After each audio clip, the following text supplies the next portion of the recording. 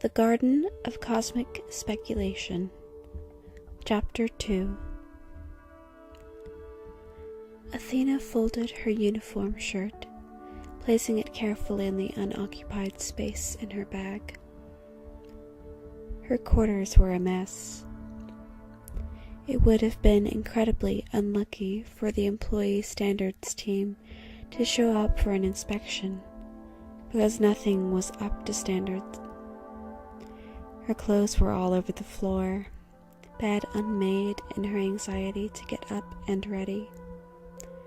Her night projection was still running, showing through to the lilac atmosphere in vine-swooped space above. They would have dinged her for excessive energy consumption. They always found something. The messy checklist on the Xenu tab beside her bed had entries typed frantically, words that could hardly be identified. She couldn't even tell some of what she'd been trying to write. She hadn't been off Maria for more than a couple days since she started her internship with the garden. Only the rare trip home on holidays, which was only a transporter pad away. This was actual space travel. Sure, she had trained for this, but it was one thing to sit in an oscillator for a few minutes at a time, and another to be jettisoned into space.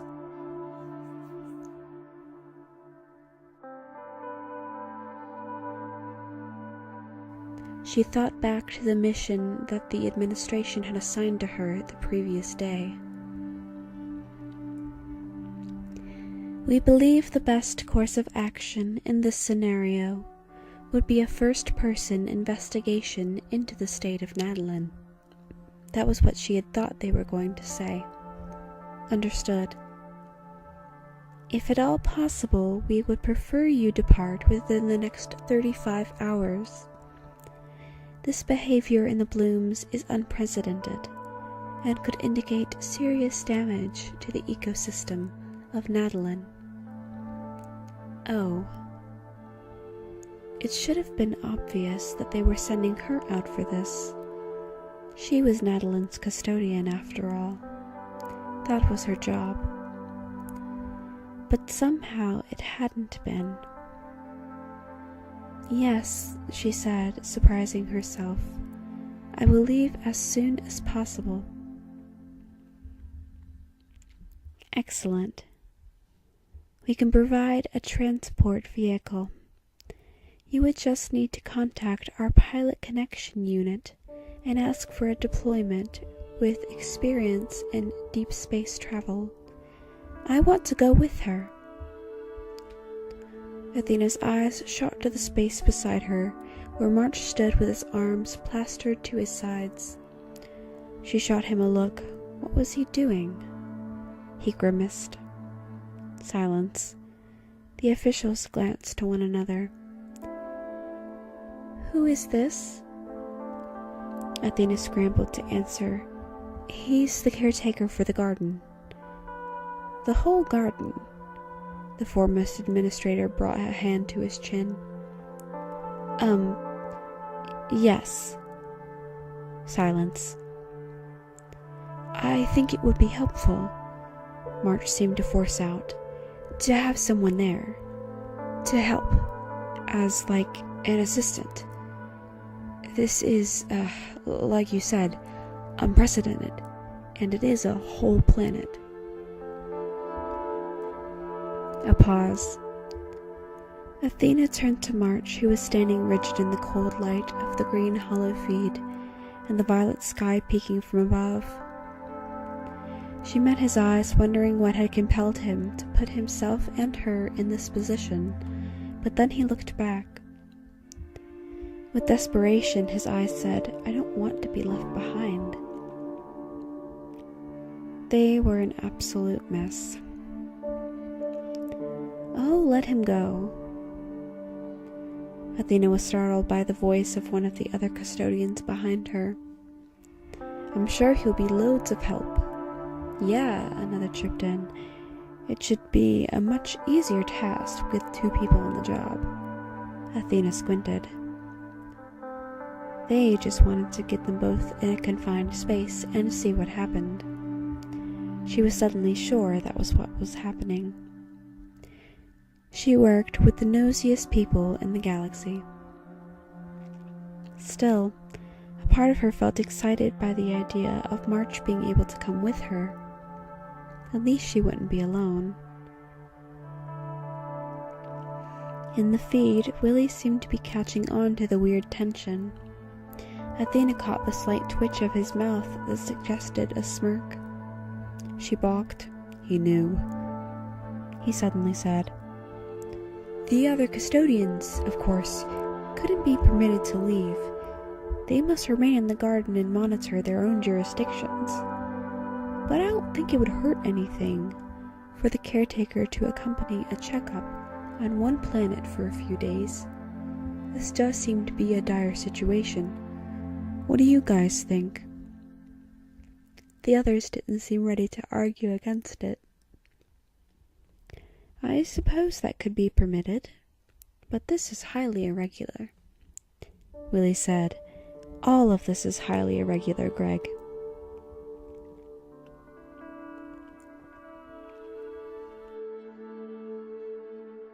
Shaking herself out of the memory, she moved towards her storage unit and typed in the item she had never needed to retrieve since its initial placement. Registering the command, the system gave an electronic whir as the compartment shifted forward from within the other cubes and then slid open. Athena reached inside, smoothing her thumbs over the synthetic fiber as she freed the item from its box. She shook out the suit. The salmon-colored material uncreased, revealing the greenhouse logo on the breast. Below, in a smaller font, "Speculation Unit." They'd been given the suits as a precautionary measure, in case of any catastrophic event requiring planetary evacuation.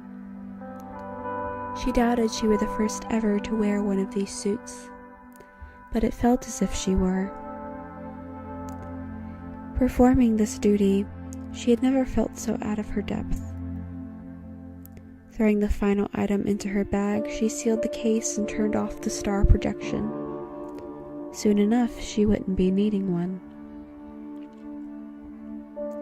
Exiting her room, she entered the hallway, only to catch March emerging from his own quarters. Less accommodating than their own, she could admit they were somewhat pampered as custodians to the garden. She met his eyes, and startled, she looked away.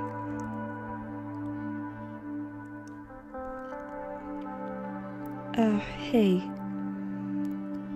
You're heading out pretty early." She still had to get a pilot registered and everything. It was going to be a while. "Yeah," he said after an inappropriately long silence. "They have the ship docked, right? So I was just gonna go ahead and load up." That's good." Marsh let the suitcase he was rolling stand up straight, only for it to nearly fall over before he corrected it. "Look, I didn't mean if you didn't want me to come." "No," she said quickly, and he focused in on her face from a spot just a little too far away. "I'm glad that you're coming. It will be nice not to have to do this on my own." Oh, good," he said, and she finally felt relaxed enough to continue her route towards him down the corridor. "Because I wasn't trying to imply that you couldn't do it on your own or something. Really," she said, and he stopped talking. "It's okay. I'm honestly feeling a bit out of my element with this."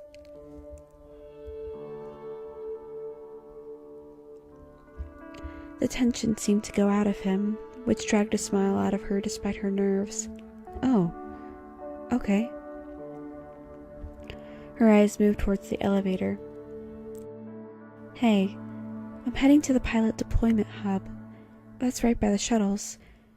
We could just head out together. That would be more convenient, he shot back immediately, and she repressed a grin as they loaded onto the elevator. Maria was a planet more jungle than anything else. Due to its slow rotation, one could count on Maria for long, hot days and cold nights, so it was almost ideal that they were starting out this early in the morning, before the heat really kicked in. One of the goals when colonizing Maria had been to maintain the integrity of the planet's environment. So even with the enormous white structure of the Garden of Speculation tucked right in the middle, the jungle was everywhere. Lush foliage fell in like curtains obscuring outside segments of the garden, colorful flora sporadically coloring the green.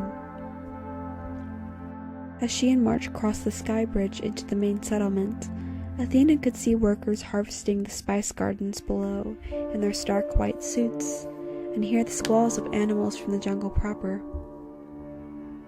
There was such a disquiet and thrill in her to think of leaving it behind.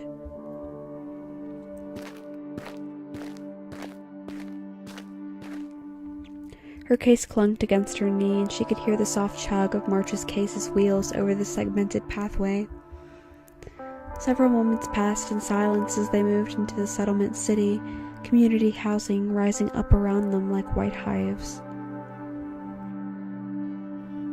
It only took a few moments to reach the shuttles, and they climbed on as it came to a stop on the railway, Athena making sure not to mention the sound of his stumbling behind her.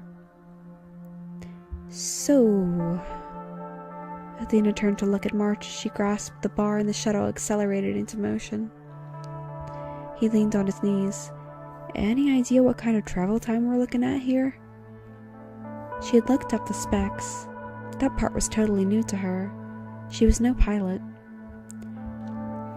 We'll probably start off in hyperspeed to reach the Galaxy Gate near Mulbert. That will probably take a full day. Once we've made it through the gate and we are re-engaged, it might take another day and a half to reach Nadalin, and then several hours to deaccelerate. Of course, it all depends on the ship they've given us, and what course lines are available for travel right now.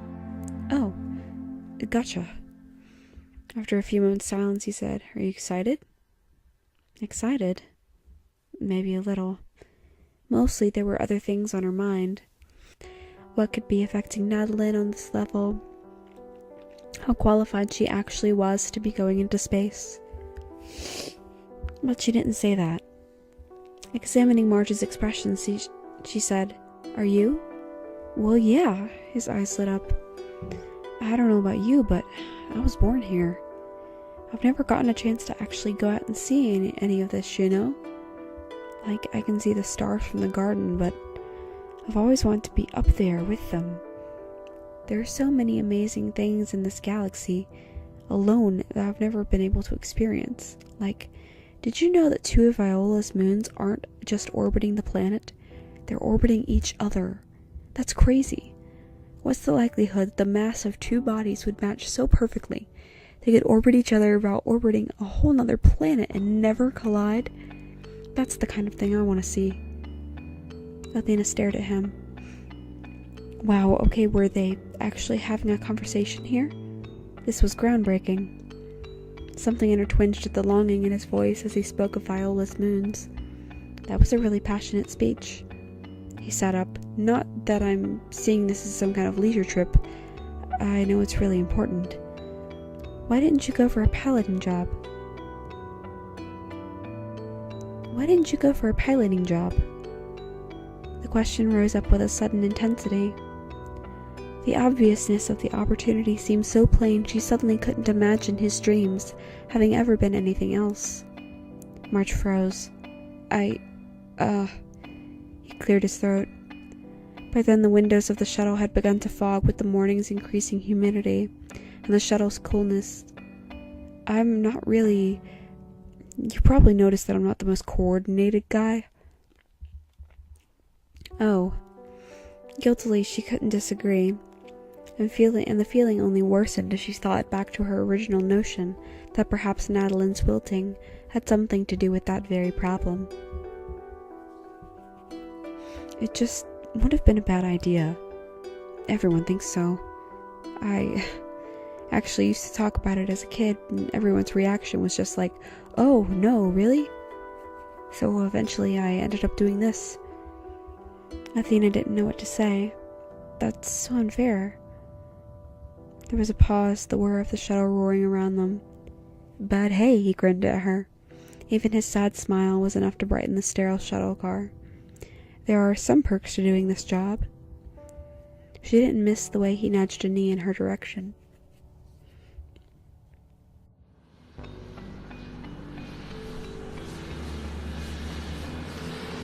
Moments later, Athena threw her fist down on the counter of the piloting unit. What do you mean there are no pilots? There are hundreds of pilots. The day was beginning to get truly hot, but the underwhelmed service clerk at the pilot deployment hub didn't seem any closer to helping them. March shifted uncomfortably behind her. There are plenty of ships stocked right now. She flung an arm out to the row of shiny liners, including AA-6s, which she knew for a fact were equipped for deep space. I mean, the woman drawled, all our registered pilots with deep space experience are currently out on deliveries, or have deliveries scheduled this week. You're just going to have to wait. Athena groaned, turning on her heel away from the counter. March clutched the handle of his case to his chest, looking unprepared for the outburst of irritation she was making no effort to suppress. Look, I know how Greenhouse has backup pilots. This is really important. The woman leaned down from her counter. And I can't get them on board without 2 weeks' authorization in advance. Do you have the signatures and appropriate draft details? Athena groaned. No, of course she didn't have the signatures. This had never happened before. There's no protocol written for this. I really need something right away. It's for the authority. Is there anywhere else I can go? The woman sniffed. Well, there are connections logs for freelance pilots on record, but most of them are retired to other planets by now. You'd have to locate one on planet and register them to fly at this short a notice, but I really doubt. Never mind. Athena wanted to smack herself. I'm an idiot. I know where we can get a pilot. She whipped back around to the desk. If I can find someone, can I register them to fly today? If we've still got the ships, hon, the woman said, patronizing. Athena turned from the desk to rejoin March where he was waiting. So, he said, how'd it go? They have no pilots available for deep space. The one thing the administration had asked her to do so far was get a pilot. There was no way she was going to go back to them with the news that there were no pilots. This was her mess to fix, her jurisdiction, which only left one option. But, she sighed, I think I know where we can get one. Athena glanced out to the ship deck, glancing over the rows of space liners. I'll ask the administration which ship they've got for us and get back to you. I have some business to take care of. You should go ahead. March slowly nodded. Okay. Hey, did you want me to go ahead and take your bag too? That way if they let me on before you get back, you won't have to worry about it. Athena's irritation probably fell to simmering. Well, you really don't have to do that. It's no big deal, he said. I'll be here anyways. Slowly, Athena set her bag on the floor. I'll be back soon. We'll go to space soon. March threw back. Athena breathed, taking out her communicator. Yeah. She waited until she was back on the shuttle to access the signal. Pulling back her sleeve to engage the log in her watch, she pulled up the number, waiting to see if the transmission would take. She glanced around, but there was no one else on the train. The connection took, the projection beaming up from the watch. In the feed, a woman in a white coat shifted tubes on a counter, pouring one into another and then handing it off to another passing someone. Athena! Hello, dear. I wasn't expecting you to call. How have you been? Hi, Mom. She hesitated. In the background of the feed, she could see the Department of Science and Exploration engraved on the wall. I'm fine. Hey, has the authority contacted you guys yet? About anything? Her mother slowly lowered the beaker she'd been tampering with. No, why? What's happened? Her mother was a leading researcher in the area of cosmological geochemistry under the government science division. Her reputation was the other major reason Athena thought she might have been selected for the garden. It had gotten to where, unfairly, she seldom spoke to her mother now that she worked in the garden. Living up to that kind of standard was ridiculously high pressure. She had thought when she was young that getting in with the garden would help her feel a little more reputable in the presence of her family, but really, it only gave her a greater understanding of just how far under their level she was. Athena fidgeted in the empty shuttle car. Well, just to let you know, I'm going to be off planet for the next few days. One of my blooms is wilting. What? Her mother adjusted her glasses, pulling over a notepad and sitting within arm's reach and taking up a pen. That's fascinating. Any idea why? Typical mom. Not yet. I'm heading out to Natalin to collect some samples. Hopefully that will be able to tell us something. Natalin, her mother scribbled on the notepad. Well, if you find anything, feel free to send it over here to the lab. I'll be happy to look over it for you. I'll just file the time under special projects. Thanks, I guess. Say, have you spoken to Batilda lately? Pausing her scribbling, her mother gave her a flat look. You know I'd rather you didn't call her that. Yeah, I know. Athena could see the platform approaching. The thing is, I need a pilot. All of the pilots in the registrar are out on duty. Her mother groaned. Oh no, and you're thinking about taking her? Athena threw up her hands. I have no choice. The shuttle pulled to a stop, and she did her best to study the feed before standing. There's no one else available. Or rather, no one else I can get on this kind of notice. Her mother took a long breath. Well, the last I heard from her, she was still running in the party district downtown, trying to live some of those glory years, I guess. Athena grimaced. Any sort of address? A home? Her mother laughed. Are you kidding? She'll be at the bar. Athena could feel a headache coming on. She rubbed a hand over her forehead. Okay, I'll check around. Be safe, Athena, her mother said, taking a clipboard from another researcher. Let me know what you find out. Thanks. The feed was cut. Bye. Well, at least she had a general direction to begin her search.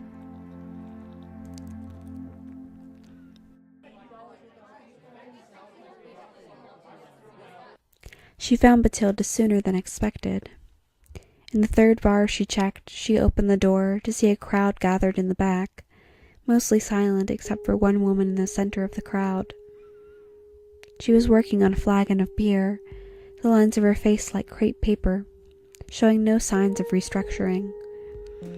She had a long hook of a nose, and she was gesticulating enthusiastically to the crowd.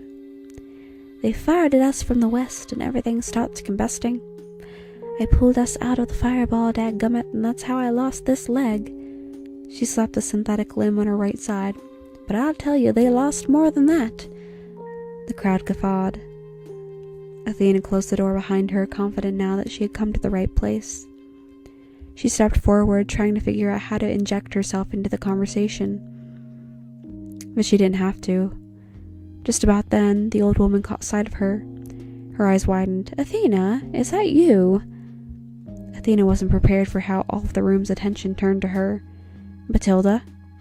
The woman laughed. Now, no need to be so uptight around me. I'm not one of those stuck-up officials you have to answer to every day. She turned to one of the men sitting beside her, a rugged-looking reservesman like many of them. This is my little mean green jelly bean. Come say hi. Athena sighed, resigned to this being just as weird as she had thought it would be.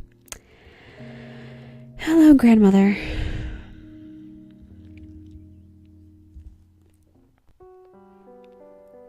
That was The Garden of Cosmic Speculation, Part 2. If you enjoyed this, please like and subscribe for more content of a similar nature. Until next time, farewell. to all of you lovely folks out there in the ether. Bye-bye.